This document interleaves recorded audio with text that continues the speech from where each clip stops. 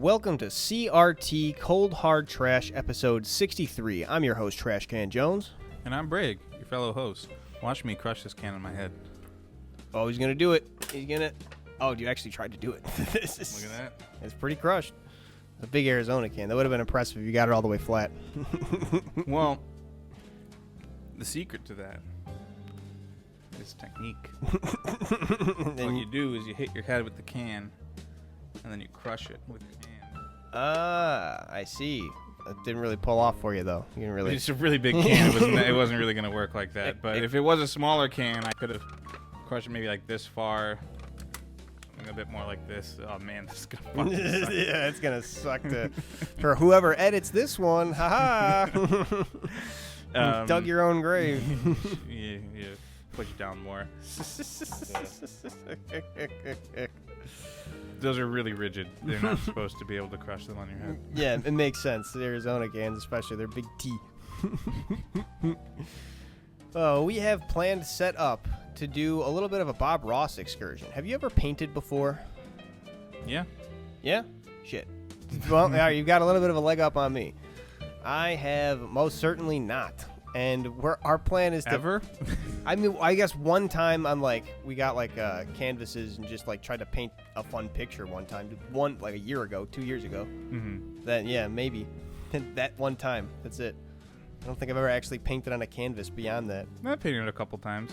But we're doing a Bob Ross wine and paint with a twist. Because we're going to do a power hour, meaning we're going to have to take a shot of wine every minute for an entire hour straight while painting the paintings. Fun twist. Fun twist. So by the end of it, hopefully we'll have some beautiful masterpieces and we'll have unlocked truly the spirit of Bob Ross. Hopefully we'll have been exited this realm and Bob Ross will just be able to fill our bodies, our vessels, as it were. Being able to speak the language of God, because we will not be able to speak English after that. No, we will not. It is going to be a fun time. We're going to make sure to order food beforehand so it's here afterwards so we don't have to worry about anything. Just have a good time. I have done a sip and paint before, though, for a bachelorette party. I have never done anything like this. But that video that we're going to be doing is going to be out on YouTube maybe before this episode comes out. We got a 3-week buffer or something like that. So yeah, maybe it should be. If it's not out, then be sure to be waiting for it. If it is out, go check it out now on the CRT YouTube channel, Cold Hard Trash Podcast. Yep. Now, into the episode.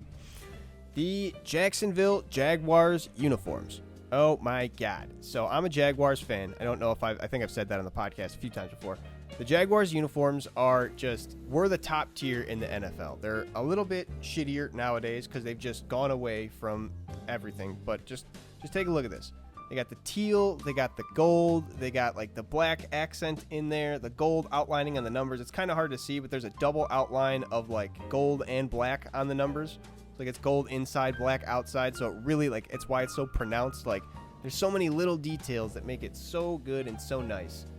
And instead, they just go with jerseys that are like this now, that are just, oh no, those are the same ones. They're just regular old, white, blue, nothing cool. The gold, they took the gold out.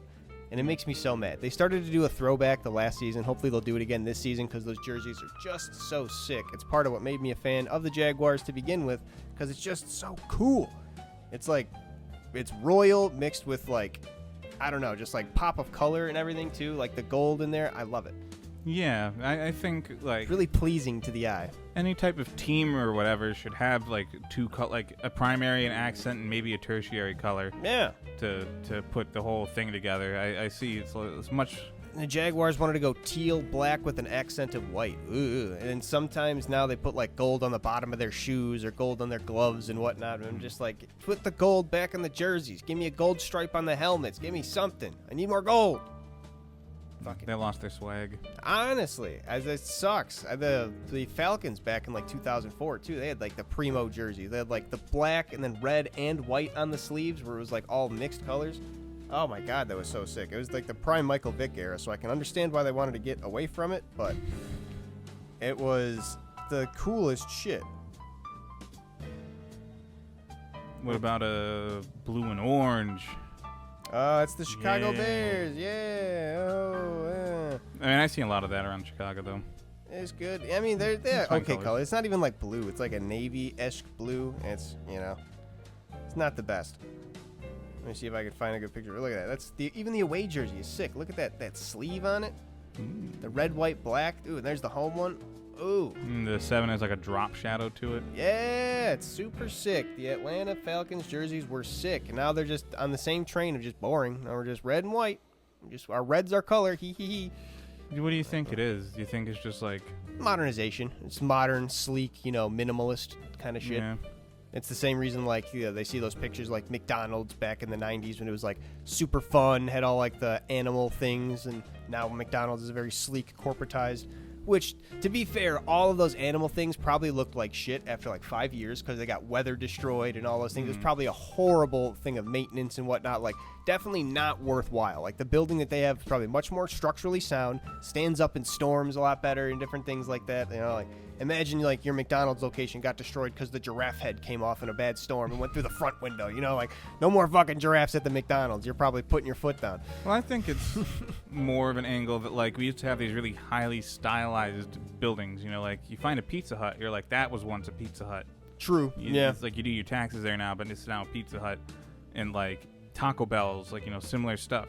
But now they're doing this entire, like, sleek thing that makes it less identifiable, less unique, so that the real estate isn't tied to that anymore. Right. I can understand why they went in that direction, though, because they have, like, Pizza Hut's a good example of, like, it's very unique, but it's not, like, over the top. Whereas you see the McDonald's that were basically trying to be over the top, or, like, Toys R Us was the same way of, like, having their big things outside the storefronts and whatnot. It's like, sometimes that's just a little too much more than it's worth. Sometimes you go a little too far, and you're like, hey, we should dial this back. Nah, I disagree.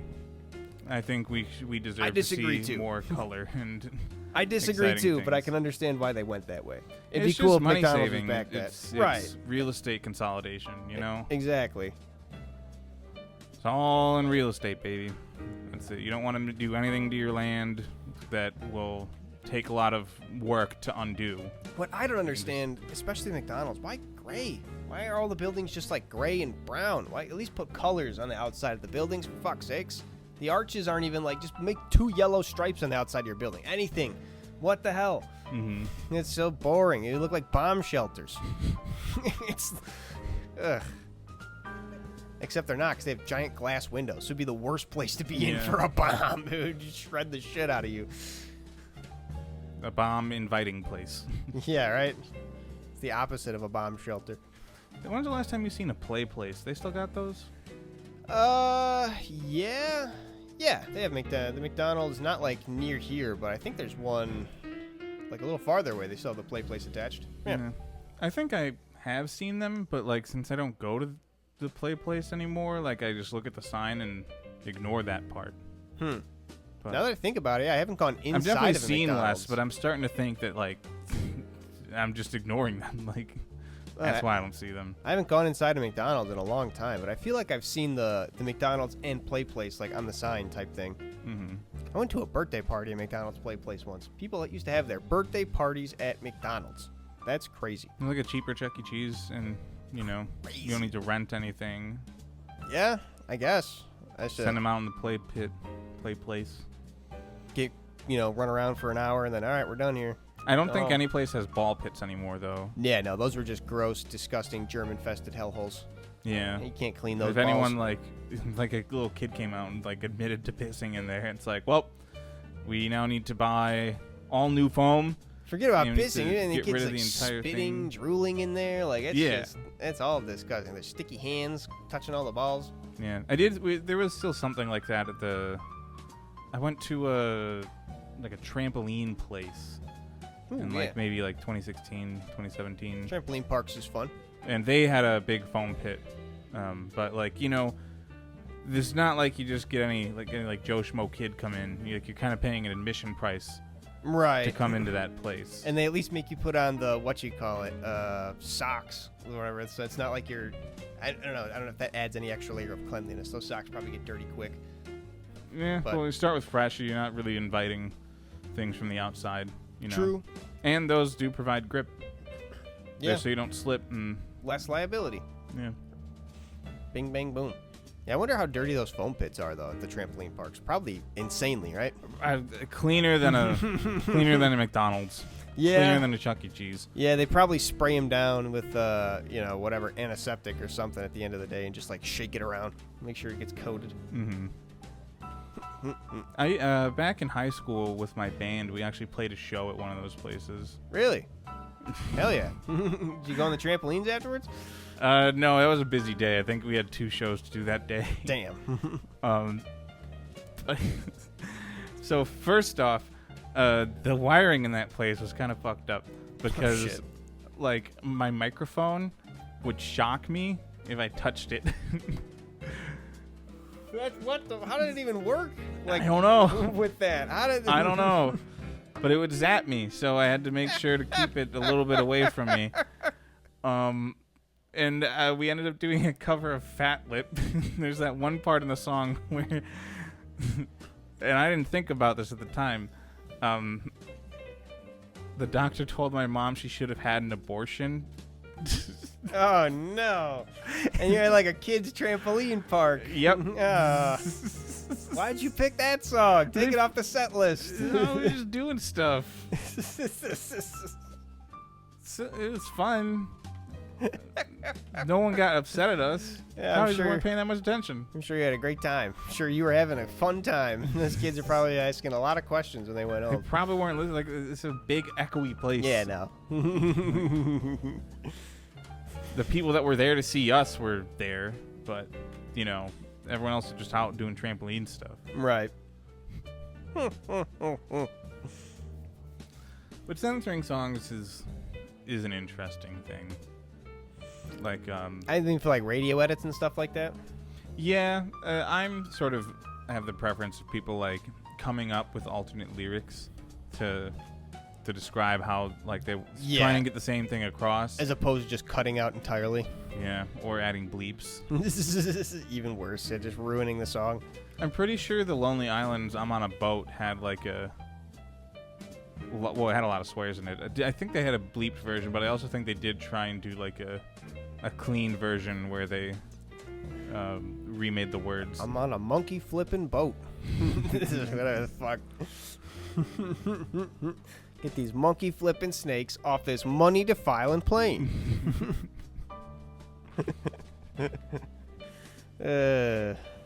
Snakes on a Plane's a good concept. It's straightforward.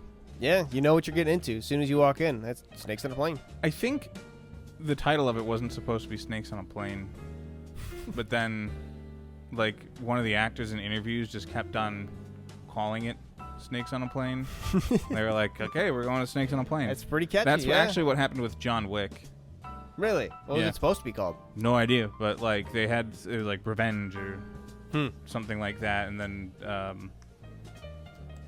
Keanu Reeves would just be doing interviews. He's like, yeah, so like for the John Wick movie, because he's John Wick. Right. And they'd just be like, all right, it's John Wick.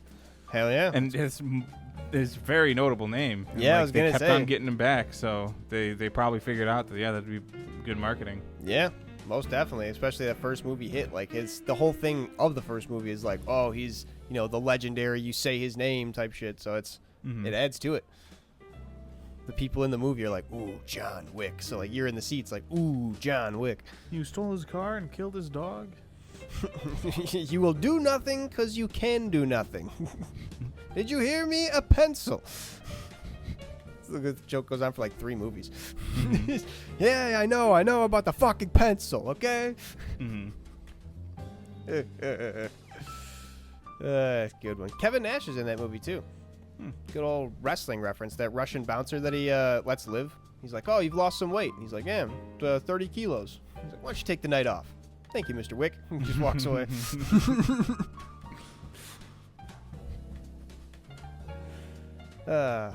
Classic.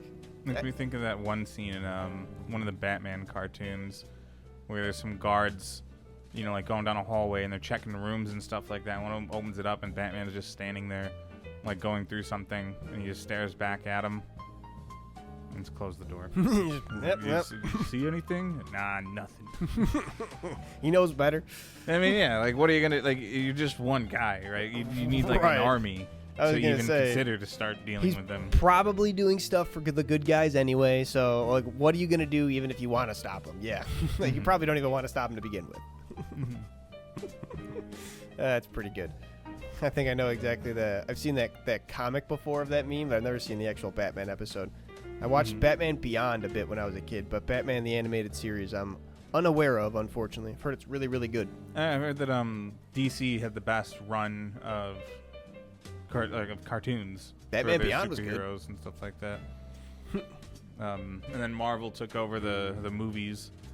Yeah. You know, in the past decade or two. I say DC had the good movies too. The Dark Knight trilogy was banging. I mean, yeah, but that was kind of like pre-MCU. Yeah, that's what I was saying. They owned it before the MCU, their movies too.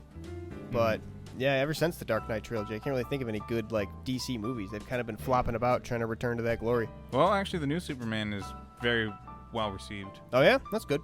We should see some movies sometime soon because they got the new Superman. The new Naked Gun. I was gonna get to that, yeah. Hell yeah. I was gonna say the Fantastic Four, which Fantastic Four was also pretty well received. Okay. But I just generally heard that the Superman was better.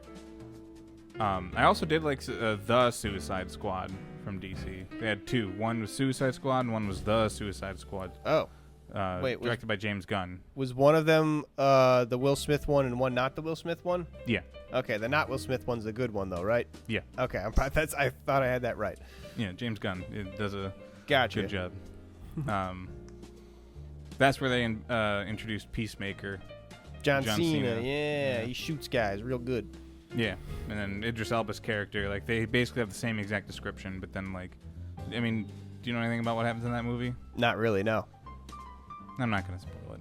Okay. It's not a big deal though, but it doesn't get us anywhere. But yeah, John Cena's character, basically his entire thing is just, you know, I'm willing to I want to secure peace at any cost. And I'll kill as many men, women, or children as it takes to get there. I think I've seen that clip, yeah. Kill as many people as it takes to achieve peace. But yeah, I like those. And then Fantastic Four, I heard that it was just a bit of a, I don't know, they had a bit of a mess in the edit at the end, but it was like, it's cooler than how people have been feeling about MCU recently. And then Naked Gun, a new one. Hell yeah. Leslie Nielsen, Pamela Anderson. Apparently Cody Rhodes is in it, another wrestler. I've heard some good things about it. Yeah.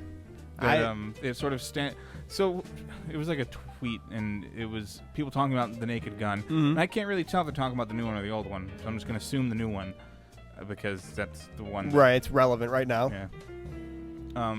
But it's like a well-constructed comedy in the script, as opposed to, you know, just like trying a bunch of things and then editing it together in the end. Because that's exactly what the first one was. Is it actually had like a really sort of interesting narrative, and then just like everything that was going on in that narrative was just backwards, sideways, and upside down. So you could never get it straight, but it was always following along. You're getting like a barrage of jokes, but there's like a central thing going on, like with OJ's character just constantly getting like this shit. Yeah, like even in the hospital room.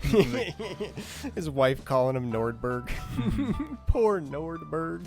And then the handing $5 back and forth scene. Yeah, that's like, what I was saying. Like, so good. The scene of like, all right, he's gonna go as a cop, gonna go there, talk around the docks to get some information. Like, that's the whole scene. That happens, but every single step along the way, if you could think about that, just is not what you would think. Like, he shows up, hits people off the dock. There's like other cops there securing a scene of two people, like yelling in their faces, and then the bribing of the same $20 back and forth. It's ridiculous. It's like every single little nugget of that movie is chock full of great comedy. So I hope the new one can deliver. It's good to hear that it actually has the cohesive like comedy story. That's what people are talking about. Good. I guess some of my other two favorite things from the original Naked Gun was, one, the chalk outline in the water. Because Nordberg died in the water, so they had the outline floating there. And just the entire time at the baseball field, like, it's just like a clip show at one point. Yeah, they're just going over like baseball bloopers. Yeah, they just have like a tiger on the field mauling people. Yeah, guy slides in a second, just gets hit by a car. It's the most ridiculous shit. The announcer's like, ha ha, how about that? Mm-hmm. But it's all central, you know, like it's an entire sequence of that, you know, the entire scene with the $20 back and forth, like that's the whole point, you know. I hope it can deliver. It's got big shoes to fill. It was a Naked Gun, perfect trilogy of movies, just bing bang boom, and a great casting too. Not Leslie Nielsen, he was the original. Liam Neeson and Pamela Anderson as the main two, as opposed to Leslie Nielsen and Priscilla Presley. So great. You did casting. say the Leslie Nielsen and Pamela Anderson for the new one earlier when we were talking about it. Did I? Damn. Well, Leslie Nielsen, Liam Neeson, they're kind of close. They are. Yeah, that's similar names. Yeah. They're not like, in writing, definitely not similar at all. You'd be like, oh, how? But then like when you say them out loud, it's kind of like, it's tongue twister. Yeah. Say both those names back to back 5 times fast. You can't do it. It's impossible. No man ever alive. Maybe that's why they made the movies. Yeah, because the names are similar. And that's, people like made jokes about that. Like, oh, it's like he's the perfect guy. And also the name fits. Yeah. You need like a guy who can do, because Leslie Nielsen like did a whole like barrage of, I think, actual serious acting, like back in the black and white days before Police Squad and then eventually Naked Gun. It was like a whole career of violence for him. So it's kind of perfect for Liam Neeson. Like he was the Taken guy. He's doing all these serious movies, taking a break for, you know, however long it's been since we've seen him in a major motion picture. Coming back to the Naked Gun. Hell yeah. Yeah. I can't wait. I wonder if it's going to be on. We have a potential super box that we could use. It's like I don't know exactly how to describe it. It just takes a bunch of TV channels and a bunch of illegal movie streams, but it's a product you can buy on Amazon. So legally dubious at best, but it has new movies on there. So maybe we could watch The Naked Gun tonight. No. Yeah. I mean, if anything, they would just cut it off at the service level, right? Like you wouldn't get in trouble for just buying something that, because like the card processors, this is a whole thing that's going on right now, where they're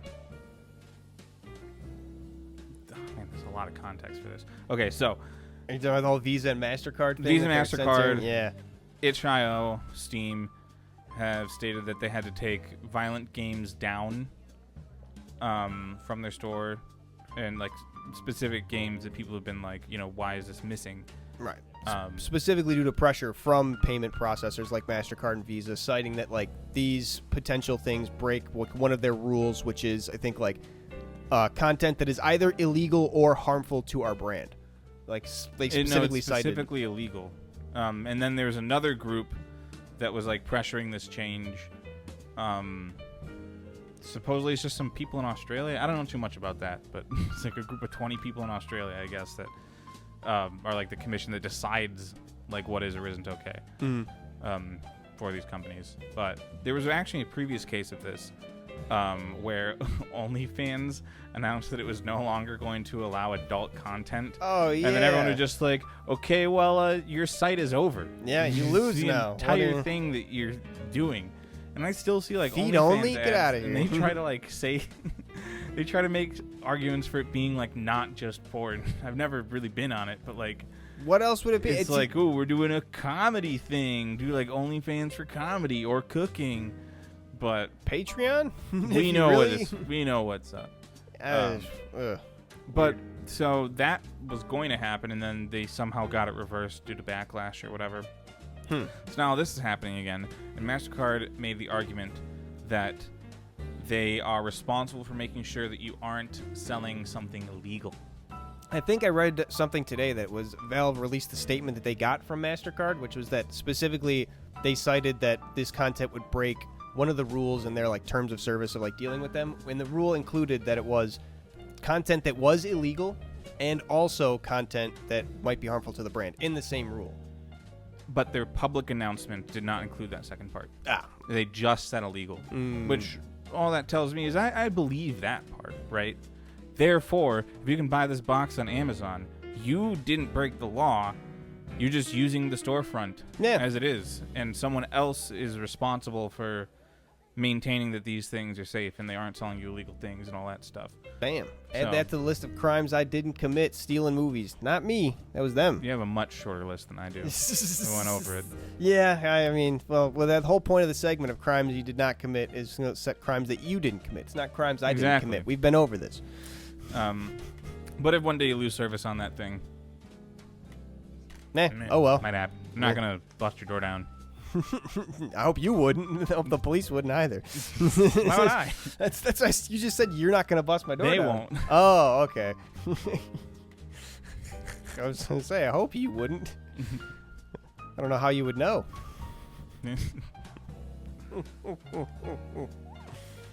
Unless you want to steal your box from movies, so I can see them. Yeah. You're actually just siphoning off like somehow with one long cable all the way to your place. Mm-hmm. Constantly streaming. I figured out today I was trying to emulate Nintendo 64 games, and playing a Nintendo 64 game without a Nintendo 64 controller is fucking impossible. I'm sure some of them are a little bit better than like others because some of them actually like use the C buttons as well as the joystick as well as the D-pad all in one type of thing. So, but it is it's rough. I was trying to play WCW vs NWO Revenge, and like there's the A and B buttons and also the C buttons, and you have to use all of those. But like, how do you do that on an Xbox controller? There's only 4. That's 6. You use a bumper. But then that's a different feeling. It's all a face button on the N64 controller, so I'm just used to having it all Yeah. here. It's just So saying you have can physically get you it done. can, but it feels so weird. Yeah. Plus, there's the one D-pad that I can use for the D-pad, but then for the actual D-pad, which is movement, I have to use the joystick, and it's just they're flipped, so it's weird. It doesn't translate my brain good. Emulating the N64, no good. Yeah, well, I've never really been on the N64. I went Super Nintendo to GameCube Oh, nice. to Wii to Switch 1, like 3-4 years after it came out. Damn. I also had a Nintendo DS For and a Game Boy and all that stuff. Well, for consoles that I owned, we started with a Nintendo 64, had the PS1 for a little while, and then went to GameCube, and then it was Xbox 360 for the longest time. Then I got the Xbox One and the PC not too long after that. Well, I mean, we also had the... I went like PS1, PS2, Xbox 360, called it. Didn't ever get an Xbox One. Huh. But the Wii was really cheap. Yeah, It was really cheap. Like, it was not hard to get in on that. especially coming out with the same price or against the same price points as the Xbox 360 and PS3. Yeah, very cheap. Which, did you know that the price for the Switch and everything is going up? The Switch One? Yes. Why? Tariffs. Damn. Yeah. And like accessories and stuff like that, those are going up. The Switch 2 price is going up. That sucks. Yeah. That's why I think that's why a lot of people were like into getting it like right away, because they had a feeling this is going to happen. Right. Well, they delayed like whatever the pre-orders were, right? Or just didn't even allow pre-orders in North America? No, Wasn't they that? did. Oh. So to pre-order Nintendo Switch 2, you needed to be the owner of a Nintendo Switch online account. So if you had like a family plan, like I'm on my friend's family plan, I couldn't pre-order one. Neither of us did. So technically I could have just asked for his, but like... Right. But yeah, that's interesting that they limited to that. Yeah. Well, the thing is like a bunch of people that had Nintendo Switch Online like still just went and for the midnight release and got it. Like they made a bunch of them. Right. Like I haven't seen it sold out really. Maybe like the first week near like You'd think they wanted day to 3 get or 4. I think they wanted to get into as many hands as possible though, right? Like Yeah, I mean it's really, they sold 5 million units. Oh, okay. Didn't even matter then. I think they sold 5.8 and then 5.6 million units of Mario Kart. Damn. So basically everybody bought Mario Kart with the Switch. Yeah, Makes well, sense. It's the launch title. Like the It's launch like title. the only thing you could get. So they also have like all the upgrades for the older games on Switch 1. Like if you put it on Switch 2, like they do have frame rate fixes and cool. higher quality resolution, or not resolution, but higher quality textures. Or in Pokemon specifically, Pokemon Scarlet and Violet, they increase the number of Pokemon that can spawn into the world at a time. You know, just the wild ones that are around you. Yeah. Some people said they actually don't like it because there's like fucking everywhere now. Maybe dial it back some. They got some balance to do. But yeah, it's that's pretty cool. That's cool that the games can literally just like be upgraded like that. well, it's software that they download when they recognize a Switch 1 game. Pretty neat. Yeah, there's a lot of people, like a 99% install rate for Mario Kart World, because like the way that they did it is that you could get the Switch for $450, the Switch 2 for $450. You could get Mario Kart World for $80, or you can get the combined pack for $500. Wait, which $250 and $80? You said $450. Oh, and okay, $80. $450 and $80. Okay, Switch 2 for $450. gotcha. Yeah. $80 for Mario Kart. So that's a Or good you deal. get them all together for $500, save $30. You're gonna get Mario Kart anyway, so yeah, good deal. Yeah, right. I've heard. Until like other games come out, the like system seller games come out, like that's what it's gonna be like. One of the guys I watch online that plays it says he has like problems getting into lobbies though, like lobbies filling up. He said he had to join a Discord server to like specifically get into full lobbies. Well, that's kind of the issue, but that's not really the issue. I figured it was like more Nintendo matchmaking services Nope, rather than people. that is not. Oh, What it is that they did an update where in Mario Kart World is like this. The whole point of it is that it's a world, right? yeah, open world. All the tracks are connected on this, for the most part. Right. And what they did was they would like in a lobby and on Mario Kart Online, even in like Mario Kart 8, basically they'd give you like 3 or 4 maps to choose from, and then you would vote. Yeah. And then it would do a raffle, and then you would race on whatever they said it was going to be. Right, and you get like the highways in between tracks to connect them and all that. So nobody really likes the highways. Like those aren't really race tracks to them, you know. It's just a straight shot. It really prioritizes a lot of different things and like what Mario Kart should be prioritizing, and having a balance of the two could be kind of cool as well. But those showed up overwhelmingly often for the maps that you could vote on, and there was the option to just go random, and random was guaranteed to be what they call a lap type course as opposed to a rally type. And they put out an update that made it so that random now includes all the rally type straight shot courses, and it makes it practically impossible to just play a 3-lap race online. Damn. Without going into a private lobby. So that's why all these Discords popped up, so that people can just play the game how they wanted to play it. Yeah. And people are calling it like the worst update ever. Which I mean, it didn't outright break it. Right, just made it annoying to try and do what you want to do. It did make it impossible to do what you want to do. Like, damn. So there is that, but that's why nobody is using the regular online service to do it, and everyone's in private lobbies. It's not because of matchmaking issues. That makes sense. Well, it causes matchmaking issues because no one's searching for matches. Right, no one's online, yeah. It's not an infrastructure issue. That makes sense. That's good to hear then. Nintendo isn't known for doing a whole lot of online gaming, so it was kind of easy to think like, oh, they're just kind of botching it. That's good. Maybe they did, but they didn't. Like, they just messed it up in a different way than what you were thinking. The new Donkey Kong looks really fun. Yeah, I've seen people play that. It does look fun. I hope to get the console like by like the end of the year ish, and it's gonna suck to pay a little bit more, but you know, you save up, you can get these things. Right. But it just looks so goofy. You Donkey Kong, and you got your silly little overalls on. You can pick up the world and throw it at people. You don't have to wear your overalls. You could be naked. You can be naked. That is an option. Which makes it like, why even the overalls? What do they do for them? Well, I mean, like, you want to be able to customize your character, like, at all, baseline. I get, but like in actual Donkey Kong lore, like, why are some monkeys clothed and some not? I don't know. And if they're like a mining monkey, they wear overalls, and you do start in a mine. That's true. Children yearn for the mines. Yeah. Getting all that monkey gold. Exactly. The bananium, I think it's called. Banandium. Yeah, something like that. I don't know if that's what the gold is, but the banandium is a thing in there, because I saw you collect banandium chips for something or other. I think it's for cosmetic purchases, actually. So.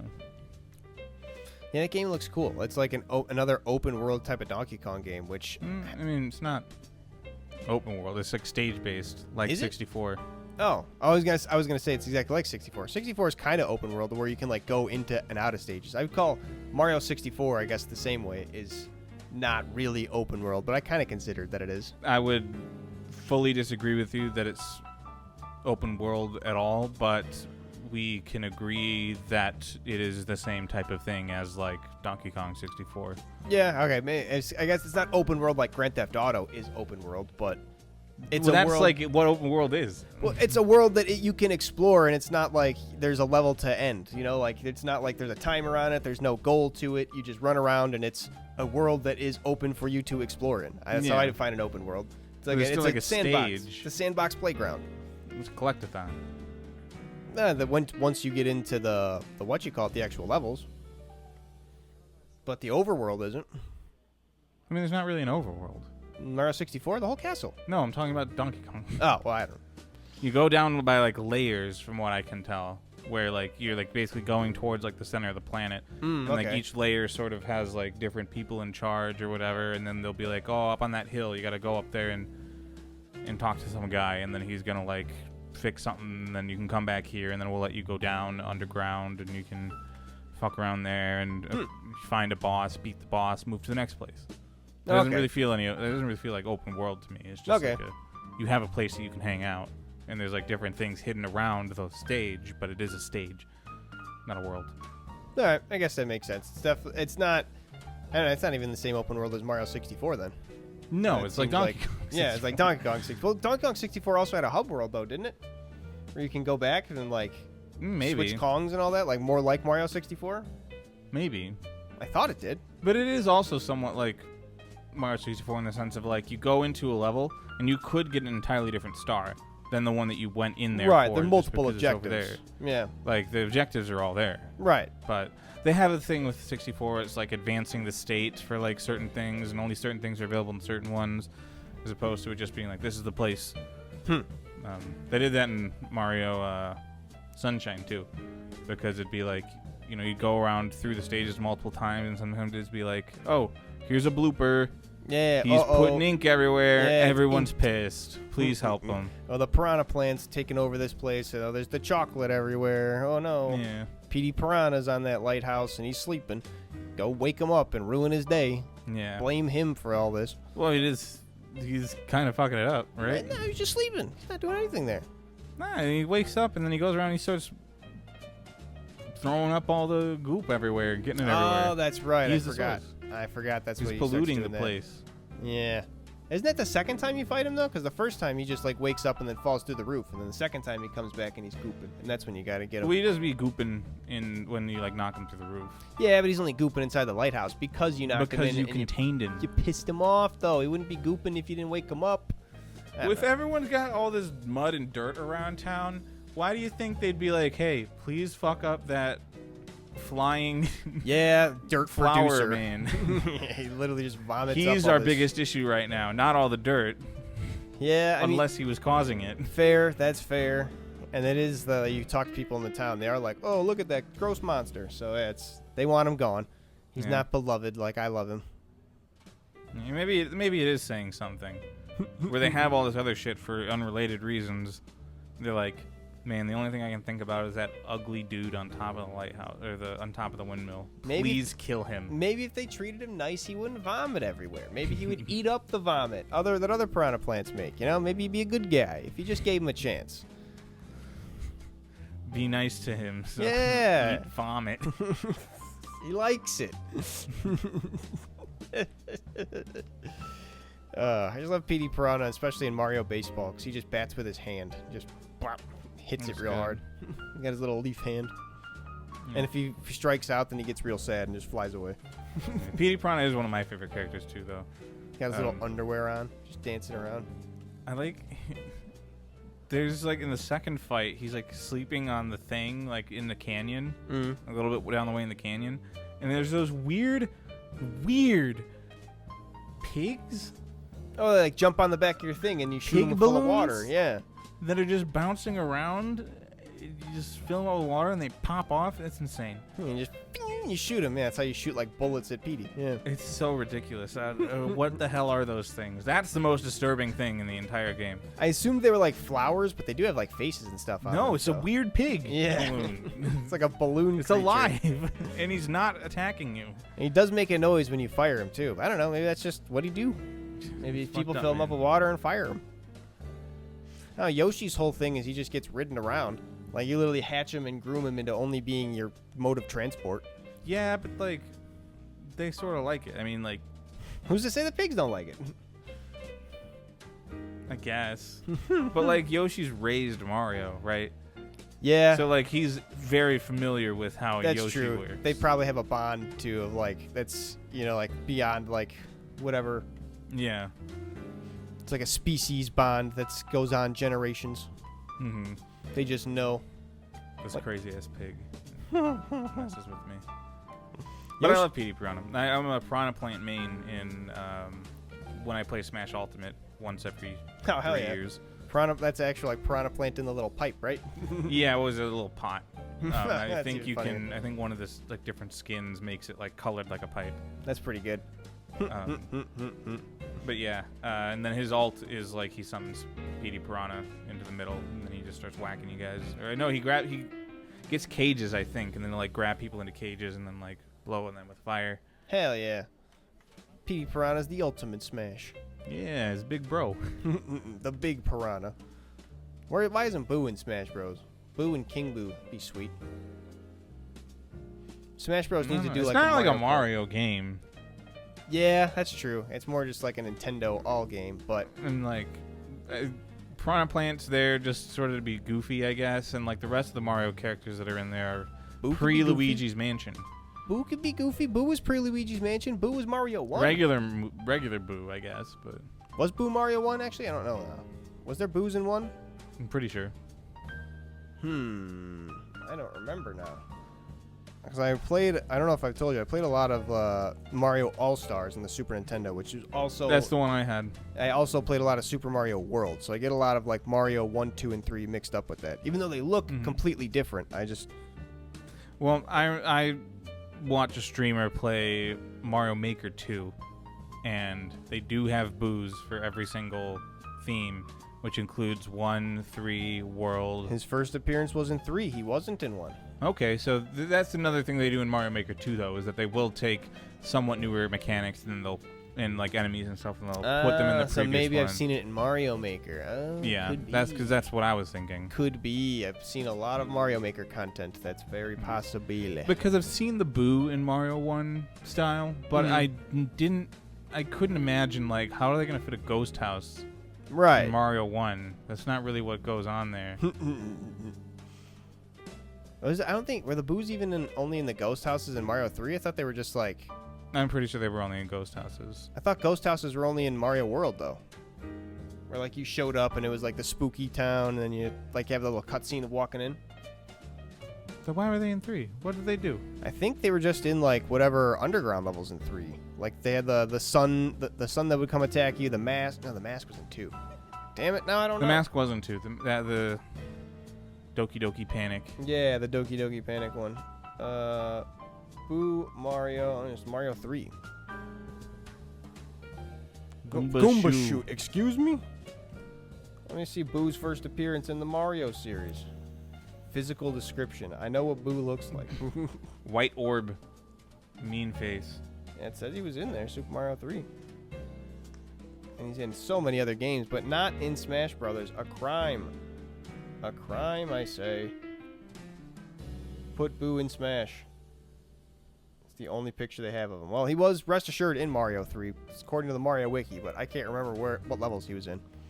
For the life of me. Mario 3 was cool. I liked I it. like that one. Tiny big world.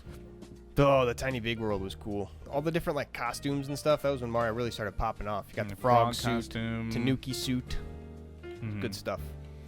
I remember Tanuki the suit was weird because it like let you fly and then it also let you turn into a statue. yeah. Isn't The that fuck is that part? Isn't that what tanukis do? They're like the statues of the raccoons with the big nuts, and then like they turn unstatue with their big nuts. I guess I thought that was just a statue of a tanuki. I didn't know it was like a thing that they would go in between. All right, let me just look up lore, because then they are real things apparently. Tanuki lore. Shape-shifting creatures often depicted good luck and prosperity. So yeah, I guess people have like statues. That's the big nuts. That's the big nuts. That's good luck and prosperity. That is literally the point. It's just the most giganticest nutsack you've ever seen. Like Randy Marsh times 2. It is wild that that's a thing in Mario. They just had to cut out the nuts part, even though it's like the whole thing of it.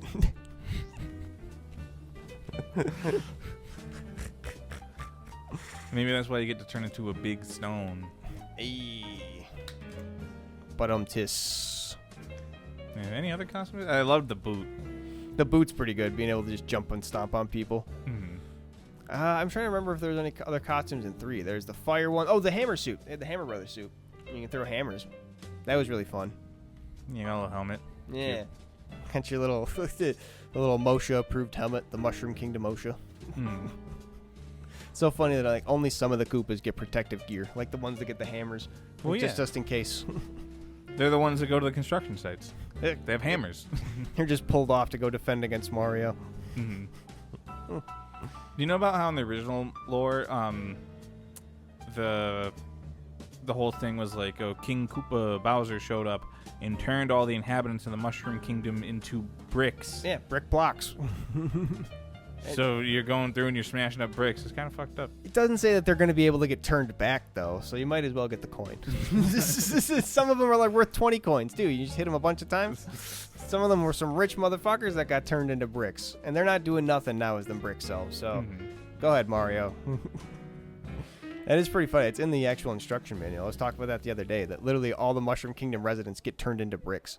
Which, speaking of Mushroom Kingdom residents, so it's like confirmed Peach has like grandparents that are toads and parents too. So what the fuck is Peach? Is she human? Is she a Mushroom Kingdomite? Is she a toad that just got a super crown? I've seen that theory. So first off, any idea of like a consistent canon for this, throw it out the window. I was actually going to bring up the crown for Peach for Toadette. Yeah, Toadette with a super crown. And I'm like, why? I don't see no reason why that. I can't see be one the reason. case. Baby Peach Has a crown. So toads grow up and age like human style when they get the crown instead of just Toadsworth style when they don't? Well, they probably just age at the same rate regardless.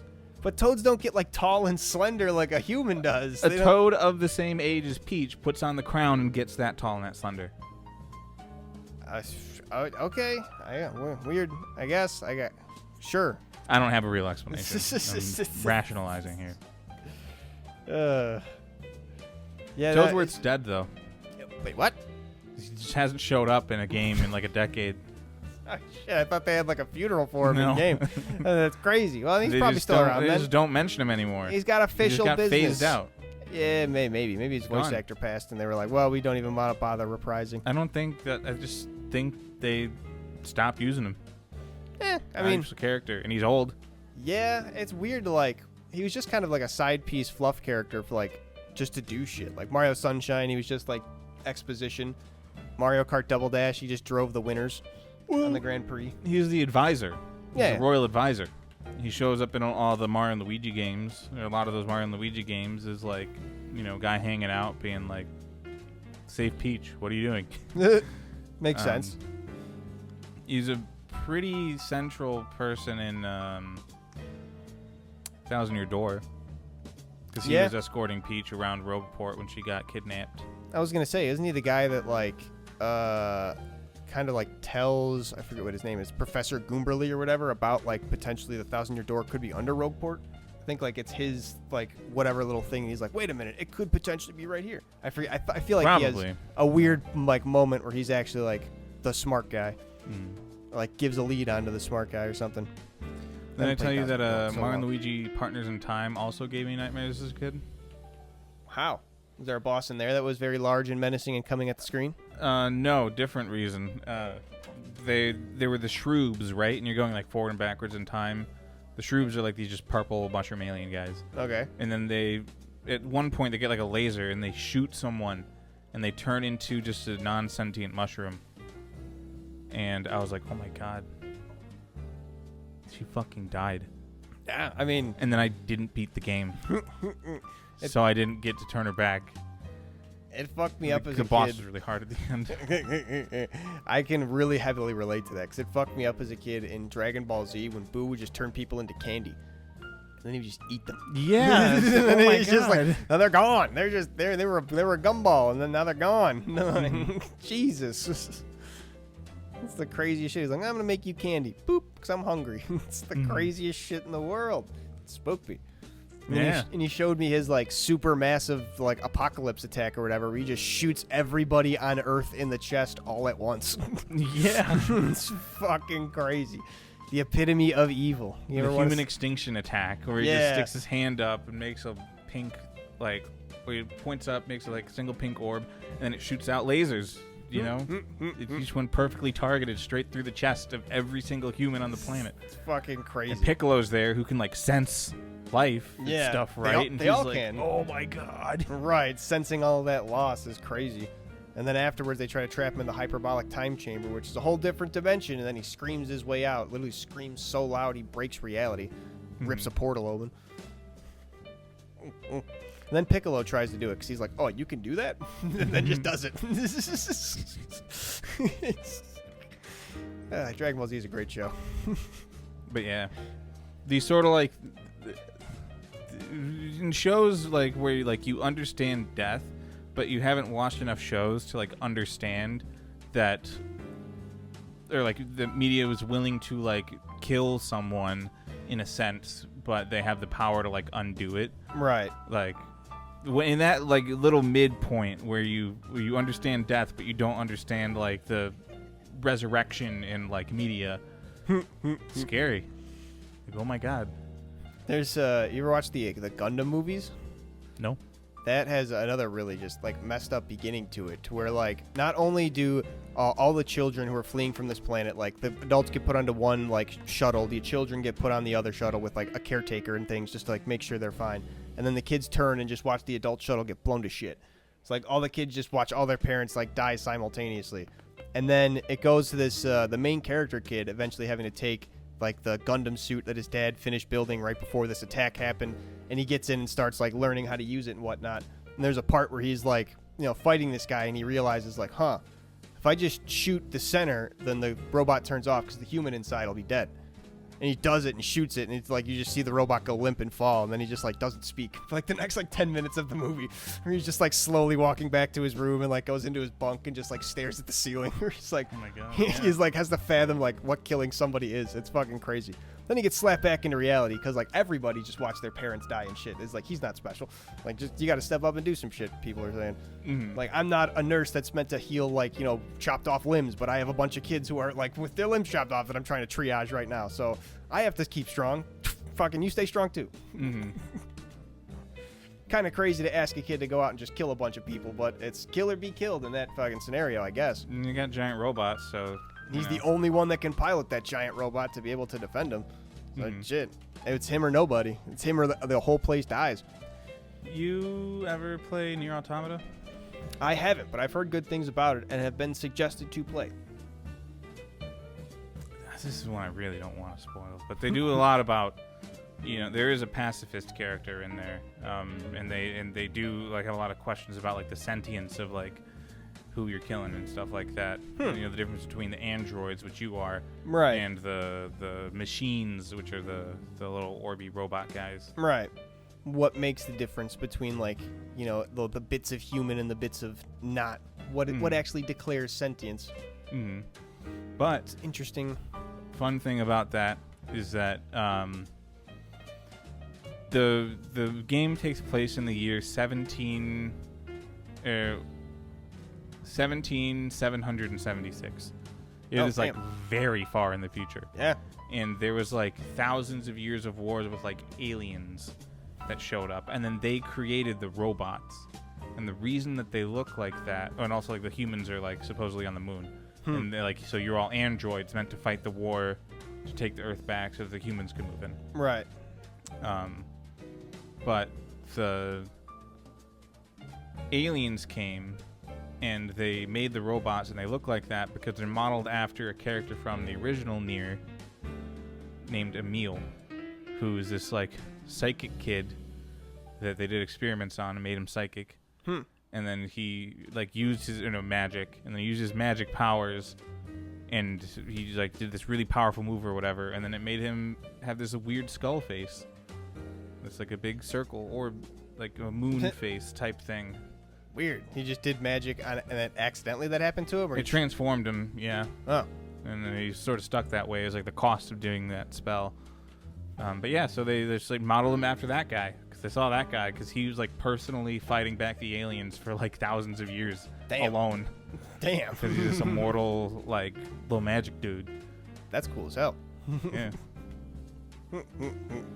Damn. Yeah, the main character in Gundam is psychic, but for no real reason other than like he's just can have a That's So Raven moment and just go, I see that if I do this, then I'm gonna die, so I'm gonna do something else. I don't think they ever really explain it a whole lot other than just he has kind of ESP, like he's so smart that he just can see the future.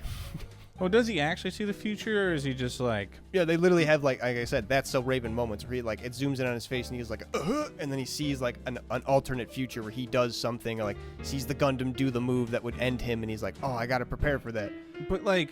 But sometimes it's not like the Gundam will do the move and he'll like, oh, this is that moment, and he'll do something else. Like, wait, what? I thought this was the moment, and it's like not revealed until later when that's the moment. Then it's they do a whole bunch of stuff like that. So if he gets to look into the future, but the things that he sees in the future never happen. They always do. No, I thought you said they don't. He does something different. They do. They don't happen at the moment that he thinks they're going to happen. That's what they always playing is what I was getting at. But nobody does something different. Like, I'm talking about he looks into the future, he sees something where he gets his, he like... sees part of the future. His, so, like he'll head see blown off, and then he's like, okay, well, I'm going to do something different. And then... So, yeah, right. He'll see him, like, jump behind him and do, like, a sideways slash and cut his head off. He'll be like, oh, so when he jumps behind me, he's going to do a sideways slash, so I got to duck underneath that. So he jumps behind him, and he ducks underneath, and he's doing an overhead. And he's just like, oh... well, this must not have been the time that he gets behind me and does that. I must have seen it wrong, and then because of that, then now he's in a worse position type thing. So, like, but then later he'll do that. Right. Later he'll do the exact thing that he saw, and he's like, oh, this was the moment that I saw. I mistook it before, but now I can act on it correctly. And that's I don't think there is that exact example, but that's a rough idea of how his mind reading and future seeing works. Because it's like it's part like predicting the future and also part like knowing what they're gonna do. Because I think they also do like he gets like POV of them when they do it. Sometimes Gundam gets a little wild. I haven't watched it in a long time. The original movies are from the 80s, I think. Old stuff. Really good though. You should watch them sometime. I'm thinking that maybe he's just like reading the other guy's like actions and like is a really nervous kid. He's like thinking of potential futures. Yeah, they set him up to be like it always happens exactly the way that he thinks it's going to happen, except he dodges. And he has the literal like, I'm seeing the future moment that they always zoom in on. I don't care about that. I don't think that necessarily means you're seeing the future. It means I'm just saying that's how they're trying. You see something in your head, future right, or not, and you're like, whoa. But they're trying to write it as like he's literally seeing the future. So like, they're trying to make you think that it's not like they're not trying to make it seem like, oh, is he just reading his opponent really good, or is he seeing the future? Like, no, he's reading the future, 100%. He just sees in there. Okay. That's about a good time to call it, though, for this episode of CRT. Talked about a lot of robots. Talked about our Bob Ross experience that we're going to be doing. Tune in, YouTube. Tune into the YouTube video of it. Probably out now. If not, then get ready for it because it's going to be a good time. Be sure to rate 5 stars on Spotify or wherever else you're listening to this podcast. Leave a comment. Give us some engagement. Let us know what you'd like to hear, what you liked, what you didn't like. We'd appreciate it. Catch you later. Till the next time. Bye-bye.